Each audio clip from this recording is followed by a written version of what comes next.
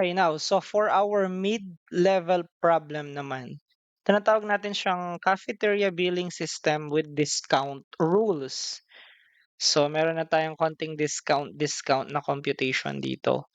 So, una, sabi niya, create a C++ program that simulate a simple cafeteria billing system.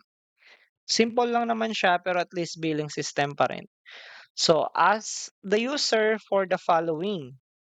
So, ask the user to enter yung meal price, tsaka yung number of meals na gusto niya. Okay?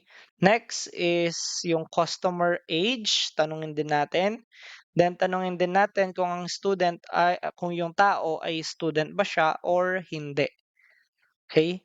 Then, calculate the total bill and apply discounts based on these rules. So, ito yung mga rules natin. So, ito yung mga rules natin. So, yung first rule, senior discount, if the age is 60 or above, bigyan daw natin siya ng 30% na discount. So, student discount, if the user is a student, give daw 20%. Kapag children discount naman, 12 or below, give 50% discount.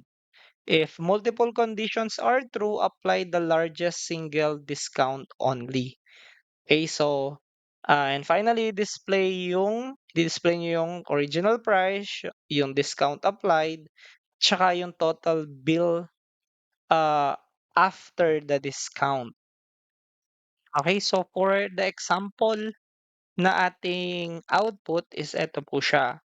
So una, we're going to ask yung meal price. So pag sinabi niyan 200, tanong naman natin yung number of meals.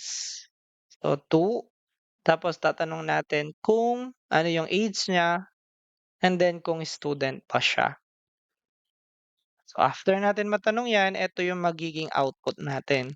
So yung original total price is 400 kasi multiply by this. Then apply natin yung discount 20%. No, tingnan na lang natin yung condition natin dito nun.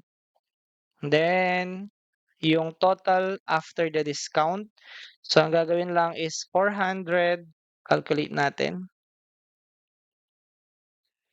Yan, so sabihin natin 400 multiply by 0.20. So ito na yung formula mo para sa program is equals to 80. Okay, so sabihin natin 400 minus 80 equal to 320. So 320 yun.